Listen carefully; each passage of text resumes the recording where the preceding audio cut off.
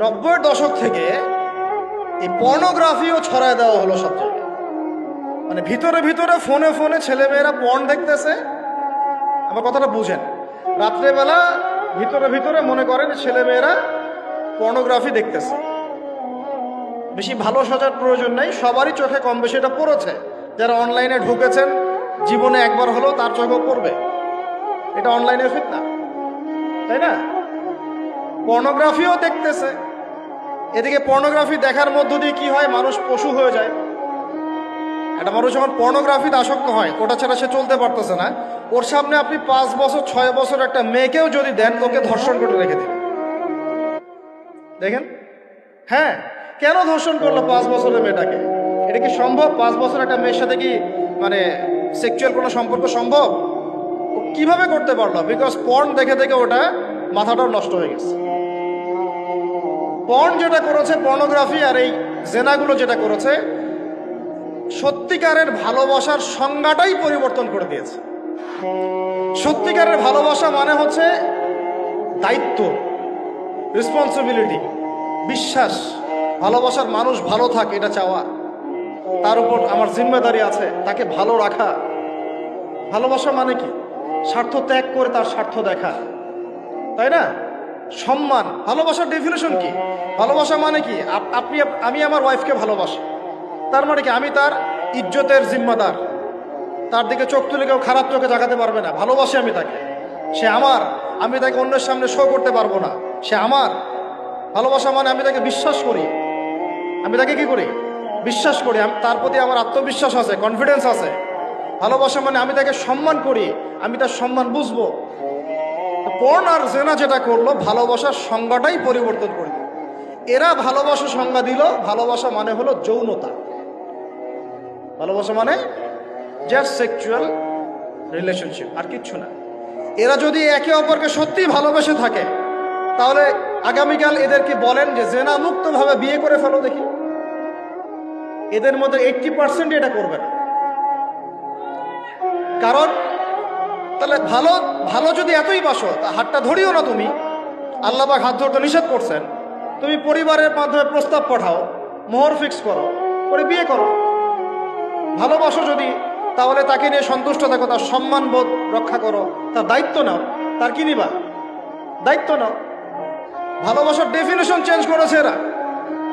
একটা মেয়েকে ভালো তুমি যদি বেশেই থাকো ছেলেটাকে, তাহলে তুমি তার সাথে কিভাবে এভাবে হারাম জেনায় লিপ্ত হতে পারবে? তোমার তো বলা উচিত ছিল যে আমি একজন মুসলিম মেয়ে, আমি এসব জেনাতে যাব না। আমাকে যদি আপনি পছন্দ করেই থাকেন, আমার বাবার কাছে প্রস্তাব পাঠান। সিম্পল। এরপর পরিবারের মাধ্যমে আহাদ হবে, তারপরে আমরা আক্ত হবে, সেখানে আমাদের মোহর থাকবে, সাক্ষী থাকবে, আল্লাহর কালিমা সাক্ষী রেখে আমরা বিয়ে করে ফেলব। এইগুলোর মধ্য দিয়ে ভালোবাসার ডেফিনেশন চেঞ্জ করে দেওয়া। ভালোবাসার মানে যেটা ছিল সম্মান, ওটার নাম হয়ে গেল এখন যৌনতা। যৌনতা ছাড়া কোনো কিছুতে তারা এখন বিশ্বাসী না। এই হোটেলে হোটেলে যে যৌনতাগুলো হবে, আপনারা প্রত্যেক মালিকের জিম্মেদার, বহন করতে হবে আপনাদের। ভাবতেছেন আমি তো ভাড়া দিছি, ও কি করে করুক ভিতরে, না, আপনিও দায়ী আছেন। হিসাব আপনাকেও দেওয়া লাগবে। ও তো দিবেই, আপনাকেও দিতে হবে। যারা এটাকে প্যাট্রোনাইজ করেছে, যে চালু করেছে, ওকে নিয়ে আমি এখন চিন্তিত। এগুলো স্টাডি করতে গিয়ে যে নামটা আমার মাথায় আসছে, আমার মানে কলিজাটাই কাঁপা শুরু করছে। একটা জিনিস হচ্ছে, আপনি এটা খারাপ কাজ নিজে করেন, মনে করেন নাউজুবিল্লাহ এক ভাই নিজে সুদ খায়, এটা তার ব্যক্তিগত পাপ, ঠিক আছে? এক ভাই ব্যক্তিগতভাবে গান শুনছে, ব্যক্তিগত পাপ। এক ভাই ব্যক্তিগতভাবে হয়তো কেউ নাউজুবিল্লাহ জেনা করেই ফেলছে, এটা তার কি ব্যক্তিগত পাপ। আল্লাহর কাছে ইস্তেগফার করবে, তওবা করবে, আল্লাহ চাইলে মাফ করে দিবেন, পাপ গোপন করে দিবেন, তাই তো? এটা একটা সুরত। একটা সুরত কি? আমি সুদ নিজে খাইছি, আরো লক্ষ কোটি মানুষকে খাওয়াইছি। আমি জেনা নাউজুবিল্লাহ সে নিজে করছে, অন্য আরো লাখ লাখ মানুষ, যুবক যুবতীকে জেনাতে উৎসাহিত করতেছে। নিজে গান শুনছে, মানুষকে শোনাচ্ছে, নিজের মৃত্যুর পরেও সেই গান বাজতেছে। এটা হচ্ছে গুনাহে জারিয়া। এটা কি? গুনাহে জারিয়া। তাহলে একটা গোনা নিয়ে আদম আলাইহিস সালাম যদি এত বছর কান্নাকাটি করেন, ইব্রাহিম আলাইহিস সালাম কিয়ামতের মাঠে যদি বলেন আমি পারবো না সুপারিশ করতে, নূহ আলাইহিস সালাম যদি বলেন আমি পারবো না সুপারিশ করতে, ঈসা ইবনে মারইয়াম, মুসা আলাইহিস সালাম তারা পর্যন্ত বলবেন আমি আজকে আল্লাহ পাকের সাথে কথা বলার সাহস রাখি না। আর এই যারা গুনাহে জারিয়া চালু করে দিল এদের কি অবস্থা হবে? কি অবস্থা হবে চিন্তা করেন। এভাবে ছড়ায় গেল ফ্রি মিক্সিং, ছড়ায় গেল ব্যভিচার, ছড়ায় গেল পর্নোগ্রাফি। এই পর্নোগ্রাফির মধ্য দিয়ে এরা আবার যখন পর্ন দেখে বাইরে আবার স্কুল কলেজ বিশ্ববিদ্যালয়ে পড়াশোনা করে, ছেলে মেয়ে একসাথে পড়াশোনা করে না, বাসায় পর্ন দেখে আবার সকালবেলা এসে স্কুল কলেজ বিশ্ববিদ্যালয়ে ছেলে মেয়ে একসাথে পড়াশোনা করে। তখন ওই যে পর্নোগ্রাফির যে পশুত্বটা এটা ওর মধ্যে থেকে গেল। একটা মেয়েকে সে এখন চাচ্ছে জাস্ট ওর সাথে একটা সেক্সুয়াল সম্পর্ক করার জন্য। মুখে অনেক কথা বলতে পারে, ভালোবাসি, জীবন দিয়ে দিব, এটা সেটা, হাবি যাবি, বিয়ে করব, আসো আগে করি, আসো আমরা যৌন সম্পর্ক আগে করি, পরে না হয় বিয়ে করে নিব। অনেক কথা বললেও মূল উদ্দেশ্যটা হচ্ছে তার ভোগ করা।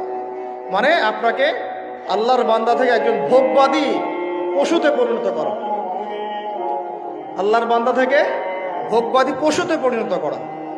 এভাবে একটা পুরো জেনারেশন 1993 থেকে নিয়ে 2024 একটা পুরো জেনারেশনকেই নষ্ট করে দেওয়া হচ্ছে। মাস্টার প্ল্যানটা দেখছেন?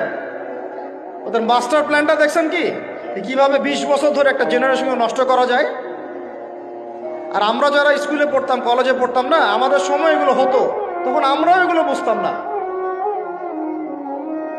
আল্লাহ পাক আলহামদুলিল্লাহ আমাদেরকে এই জাহিলিয়াত থেকে বের হয়ে আসার তৌফিক দিয়েছেন। এই শুকরিয়াটা আমরা আদায় করে কিয়ামত পর্যন্ত শেষ করতে পারবো। আমাদের দায়িত্ব অন্য ভাইদেরকে ফেরানো, বোঝানো, শেখানো, জানানো। ইনশাআল্লাহ আল্লাহ চান তো এই প্রজন্ম ফিরে আসবে। এই কথাগুলো সবার কাছে প্রচার করবেন।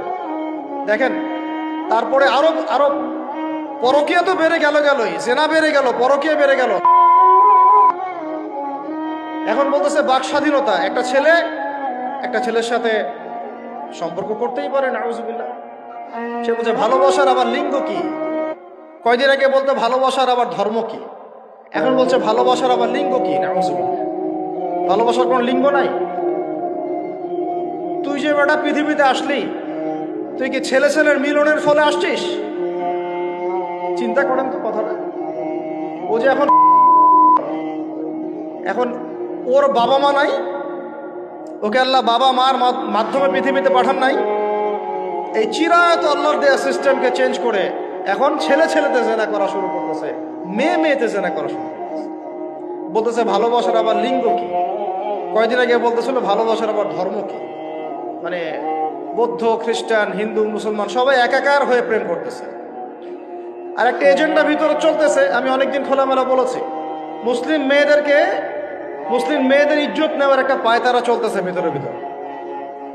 মুসলিম মেয়েদেরকে ফুসলিয়ে ফাসলিয়ে প্রেমের ফাঁদে ফেলে ইজ্জত নষ্ট করে গর্ভে বাচ্চা দিয়ে চলে যাবে, এর নাম দিয়েছে লাভ জিহাদ। আপনারা এগুলো ঘাটাঘাটি করেন। মুসলিম মেয়েদেরকে খুব সতর্ক রাখবেন বাসায়। আপনার মেয়ে, আপনার বোন, আপনার স্ত্রী, এদেরকে খুবই সতর্ক রাখবেন। কোন অবস্থাতেই যেন এদেরকে এগুলো স্পর্শ করতে না পারে। একবার ইজ্জত চলে গেলে আর কোনোদিন ফিরে আসবে না ভাই।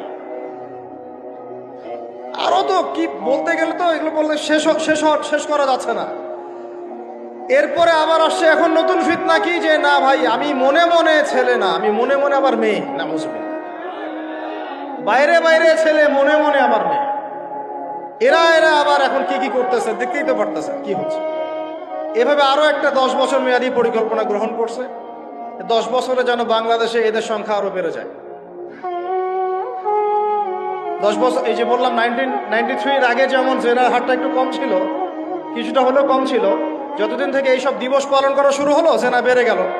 ওই যে 20 বছর 25 বছরে এই জায়গায় আসলো। এখন যদি এইভাবে চলতে থাকে, আগামী 20 বছর পর কোন জেনারেশন আসবে আল্লাহ ভালো জানে। আর তখন এই বাংলাদেশের উপর কোন গজব আসতে পারে আল্লাহ পাক ভালো জানে। আল্লাহর গজব চলে আসলে কোনো ন্যাটো আর কোনো জাতিসংঘ আর কোনো পশ্চিমা সভ্যতা আর কোনো মিত্র রাষ্ট্র কেউই বাঁচাতে পারবে না, কেউ না। এই সহজ কথাটা আমরা বুঝতে চেষ্টা করতেছি না। আল্লাহ পাক আমাদেরকে তওবা করে ফিরে আসার তৌফিক দান করুন। এইগুলো চলতেছে। অথচ দেখেন, সবচেয়ে বেশি ভালোবাসেন, মহব্বত করেন আমাদেরকে আমাদের রব। কে ভালোবাসে আমাদেরকে? আল্লাহ ছাড়া আসলে ভালোটা বাসেই বা কে? আমরা যে পবিত্র সম্পর্কের কথাও বললাম, এই যে স্বামী স্ত্রীর সম্পর্ক, স্বামী স্ত্রীর মধ্যে মহাব্বত, পবিত্র সম্পর্ক, এটা হালাল, বৈধ। আল্লাহ পাক বৈধতা দিয়েছেন, কারণ আমাদের প্রবৃত্তির চাহিদা আছে। এই চাহিদা পূরণের জন্য আল্লাহ পাক আমাদেরকে হালালভাবে বিয়ে করতে বলেছেন। সমাজ বিয়েটাকে কঠিন করে ফেললো আর জেনাটাকে সহজ করে ফেললো। বিয়ে কঠিন হয়ে গেল, এরা এখন বিয়ে করতে পারবে না চাইলে। 21 বছর না, 20 বছর বয়স হলে সে বিয়ে করতে পারবে না। 20 বছর একটা ছেলে আগামীকাল এই তথাকথিত ভালোবাসা দিবস পালন করতে পারবে, জেনা করতে পারবে।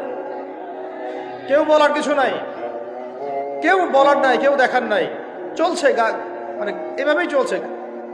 সমুদ্রের পানিতে ভেসে গেছি আমরা। একটা মেয়ের বয়স 17 বছর, সে কালকে জেনা করবে।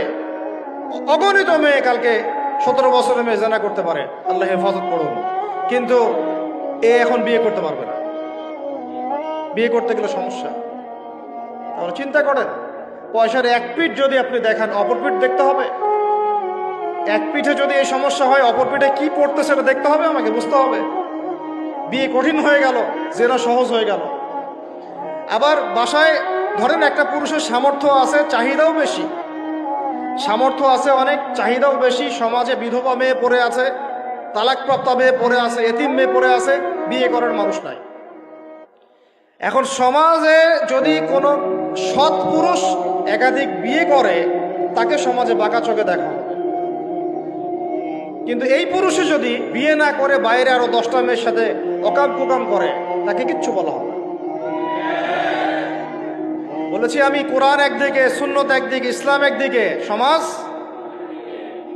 এই সমাজের তাকদির খারাপ। এভাবেই নবী সাল্লাল্লাহু আলাইহি ওয়াসাল্লাম পেরেশান ছিলেন কিভাবে সমাজের মানুষকে ফেরানো যায়। আজকে আমরাও পেরেশান। আল্লাহ পাক সবার আগে আমাকে ইসলাহ দান করেন, আমার পরিবারকে দান করেন, আমাদের প্রত্যেক দিনই ভাই বোনকে দান করেন। তো এখন কথা হচ্ছে, এগুলো চলছে আমাদের চোখের সামনেই। কিন্তু দেখেন প্রিয় ভাইয়েরা, আল্লাহ পাক শাস্তি বলেছেন 100 বেত্রাঘাত। কেউ যদি আবার বিবাহিত হয়ে এই কাজ করে, জেনা করে, তাহলে তার শাস্তি কি বলেছেন?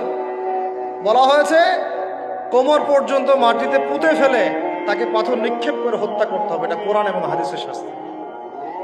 আর আমরা কি করছি দেখেন। আমি 2টা হাদিস বলি আপনাদেরকে, শোনেন, ইয়াংরা শোনেন। এই 2টা হাদিস আজকে ভুলবেন না। আলোচনা অনেক লম্বা হচ্ছে তো অনেক কিছু ভুলে যেতে পারে, এই 2টা হাদিস ভুলেন না। একটা হচ্ছে 3 জন ব্যক্তি একবার একটা গুহায় আটকা পড়ছে। 3 জন বন্ধু বা ভাই তার একটা গুহার মধ্যে আটকা পড়ে গেছে। ঝড় হচ্ছে, গুহার মুখটা বন্ধ হয়ে গেছে পাথর দিয়ে, বের হওয়ার কোনো জায়গা নাই। এখানে নিশ্চিত মৃত্যু, কোনো সুযোগই নাই বাঁচার। তারা অনেক চেষ্টা করে বের হতে পারলো না। শেষমেশ তারা বলছে যে আমাদের যদি কোনো নেক আমল থাকে, সে নেক আমলের ওসিলা করে আল্লাহর কাছে দোয়া করি, আল্লাহ চাইলে আজকে আমাদেরকে বাঁচাতে পারে। একজন বলছে, আল্লাহ, আমার মা ছিল, পিতামাতা ছিল, তো মাকে আমি দুধ পান না করি আমার সন্তানদেরকে কখনো খাওয়াতাম না। একদিন গিয়ে দেখি যে মা ঘুমিয়ে গেছে, আমার বাচ্চারা কান্নাকাটি করছে, তবু আমি আমার বাচ্চাকে কান্না অবস্থায় রেখেছি, মাকে খাওয়াই নাই, ওদেরকেও খাওয়াই নাই। আগে মাকে খাওয়াইছে, তারপর ওদেরকে। আজকে ঘরে ঘরে মাদের সাথে কি আচরণ দেখেন, কি একটা অবস্থা দেখেন সমাজে, কি প্রজন্ম তৈরি করেছেন। মারা এখন বৃদ্ধাশ্রমে চলে যাচ্ছে, শিক্ষিত মা, তাই না? মায়ের পায়ের নিচে আপনার জান্নাত। আর এটাও একটা ব্যাপার যে মায়েরা আবার হাজরা আলাইহিস সালামের মতো হবেন না, যে মায়েরা সারা আলাইহিস সালামের মতো হবেন না, আয়েশা খাদিজা রাদিয়াল্লাহু আনহুমা তাদের মতো হবেন না, তো আপনাদের গর্ভ থেকে তো এর চেয়ে ভালো সন্তান আশা করা যায় না। সমস্যা সব দিকেই আছে না? ও এই দোয়া করার সাথে সাথে একটু সরে গেল, আল্লাহর পক্ষ থেকে এই পাথরটা একটু সরে গেল, কিন্তু বের হওয়ার জন্য এনাফ না। এরপরে আরেকজন দোয়া করছে যে আল্লাহ, আমার একজন কর্মচারী ছিল, টাকা পাইতো আমার কাছে কিছু, তো সে একদিন বেতন না নিয়ে চলে গেছে, টাকাটা দিয়ে আমি কিছু পশু কিনেছি, মানে গবাদি পশু। এই গবাদি পশু 2টা থেকে 4টা, 4টা থেকে 8টা হতে হতে অনেকগুলো হয়েছে। একদিন অনেক দিন পর সে আসছে, এসে বলছে আমার টাকা দাও। সে বলছে যে এই সবগুলো পশু তোমার, নিয়ে যাও। তুমি কি ইয়ারকি ফাজলামি করতেছো আমার সাথে? আমার টাকা আমাকে দাও। না, ইয়ারকি ফাজলামি করতেছে না, এটা তোমার টাকা দিয়ে কেনা ছিল, সবগুলো বংশবৃদ্ধি হতে হতে আজকে এই অবস্থা। আল্লাহ তোমার সন্তুষ্টির জন্য যদি এই কাজ করে থাকি, আল্লাহ আজকে আমাকে এই বিপদ থেকে বাঁচাও। পাহাড়ের মুখ থেকে পাথরটা একটু সরে গেল, বের হওয়ার জন্য যথেষ্ট না। তৃতীয় ব্যক্তি, আমি এইটাই বলতে যাচ্ছিলাম, ইয়াংরা শোনেন ভালো করে। তৃতীয় ব্যক্তি সেজদায় পড়ে আল্লাহকে বলছে, হাত তুলে আল্লাহকে বলছে, আল্লাহ আমার একজন খুব সুন্দরী চাচাতো বোন ছিল, কাজিন, আমি তাকে পাইতে চাইতাম। বুঝেন না, পাইতে চাইতাম মানে কি? তাকে পেতে চাইতাম, অফার করতাম। সে রাজি হয় না, হয় না, হয় না। একদিন সে বলল যে 100 স্বর্ণমুদ্রা দিতে পারলে আমি রাজি। 100 স্বর্ণমুদ্রা দিতে পারলে আমি রাজি। এখন তো এদেরকে স্বর্ণমুদ্রাও দেওয়া লাগে না, এমনিই রাজি নাকি? জেনা করার জন্য কি এমনিই রাজি? খালি একটু, আসলে সত্যি কথা বলতে কি, একটা মেয়ে যদি চায় যে আমি আমার ইজ্জত ধরে রাখবো, কোনো ছেলের ক্ষমতা নাই সেই ইজ্জত নষ্ট করে। এটাই সত্য কথা। আমার স্ত্রী এই কথাটা খুব জোরালোভাবে আমাকে বলে, আমি যখন রাস্তায় হাঁটবো, আমি যদি চাই তাহলে কোনো ছেলে আমার কাছে ঘেঁষতে পারবে না। আমি সুযোগ দিলে তখন ঘেঁষতে পারবে। একটা মেয়ে যদি চায় যে একটা ছেলে আমার সাথে ইটিস পিটিস করুক, সে ছেলে করবেই করবে। একটা মেয়ে যদি চায় যে একটা ছেলে আমার পর্যন্ত আসতে পারবে না, আমি আমার ব্যক্তিত্ব গায়রত বজায় রাখবো, আমি ডিস্টেন্স মেনটেন করবো, আমি কোনো সুযোগ দিব না, ছেলে সুযোগ পাবে না কখনো। এত সহজ না। সর্বোচ্চ তখন কি করতে পারে, ধরে 10 জন মিলে ধরে ওকে জোর করে তার সাথে কিছু করতে পারে। ওরকম কিছু করলে তো আল্লাহর গজব নেমে আসবে। ওই যে সারা আলাইহিস সালামকে তুলে নিয়ে গিয়েছিলেন একটা বাদশা, মনে নেই আপনাদের? সারা আলাইহিস সালামকে একটা বাদশা এরকম উঠাই নিয়ে আসছে। আর সারা আলাইহিস সালাম সবচেয়ে সুন্দরী মেয়েদের একজন ছিলেন পৃথিবীর ইতিহাসে, ইব্রাহিম আলাইহিস সালামের স্ত্রী। তখন তিনি হাত বাড়াচ্ছে তার দিকে ধরার জন্যে। আর সারা আলাইহিস সালাম তখন বলছে, দাঁড়ান, আমাকে 2 রাকাত নামাজ পড়তে দেন। 2 রাকাত নামাজ পড়ে তিনি আল্লাহর কাছে হাত তুলে বলেন, আল্লাহ তুমি জানো আমি আমার সতীত্ব, আমার ইজ্জত, আমার সম্মান আমার স্বামী ছাড়া আর কারো সামনে কখনো প্রদর্শন করি নাই। আজকে এই জালেমের হাত থেকে আল্লাহ তুমি আমাকে বাঁচাও। ওইদিকে ইব্রাহিম আলাইহিস সালামও নামাজে দাঁড়িয়ে গেছে। ওই জালেম বাদশা যখনই হাত বাড়ায়, হাত অবশ হয়ে যায়, মাথা ঘুরে পড়ে যায়। 3বার 4বার চেষ্টা করেছে, তারপর পারে নাই। শেষে বলেছে, তোমরা আমার কাছে কাকে নিয়ে আসছো, নিয়ে যাও একে আমার সামনে থেকে। পরে উল্টা হাজারা আলাইহিস সালামকে হাদিয়া সহ দিয়ে পাঠাই দিচ্ছে। একটা মেয়ে চাইলে তার ইজ্জত সম্মান এভাবে রক্ষা করতে পারে। তোমরা জেনায় ছেলেরা লিপ্ত করেছে, কারণ তোমরা চেয়েছো বলেই করতে পারছো। তুমি ফিতনা না ছড়াতা, তুমি বেহায়ের মতো বাইরে বের না হতা, তুমি তোমার চুল খোলা না রাখতা, তুমি তোমার পোশাক ঠিক রাখতা, তোমার কথা ঠিক রাখতা, তোমার কথার মধ্যে মানে শক্তি রাখতা, মিষ্টি মিষ্টি প্রলোভন দিতা না, বাইকের পিছনে বসতা না, চটপটি ফুচকা খাইতা না, এখানে ওখানে আড্ডা মারতা না, কোনো ছেলে তোমার কাছে আসতে পারতো না। তোমরা এই কাজ করেছো, ছেলে আসতে পেরেছে। আপনারা তো কিছু হইলে ছেলেদেরকেই দোষ দেন। ছেলেরা তো এমনি আকর্ষিত হবেই। আমি একজন ছেলে হিসেবে বলতেছি এটা না তো বিষয়টা। একটা ছেলের ফিতরত এটা, যে তার কাছে সবচেয়ে সুন্দর মনে হবে একটা মেয়েকে। এটা একটা ছেলের ফিতরত, স্বভাব ধর্ম, এটা চুম্বকের মতো আকর্ষণ করবে। আর এর উপর যখন আপনি এটাকে ফ্রি অ্যাক্সেস করে দিবেন, লাইসেন্স করে দিবেন, বেপর্দায় বের হবে, গায়ের জামা কাপড়ও ঠিক নাই, হ্যাঁ,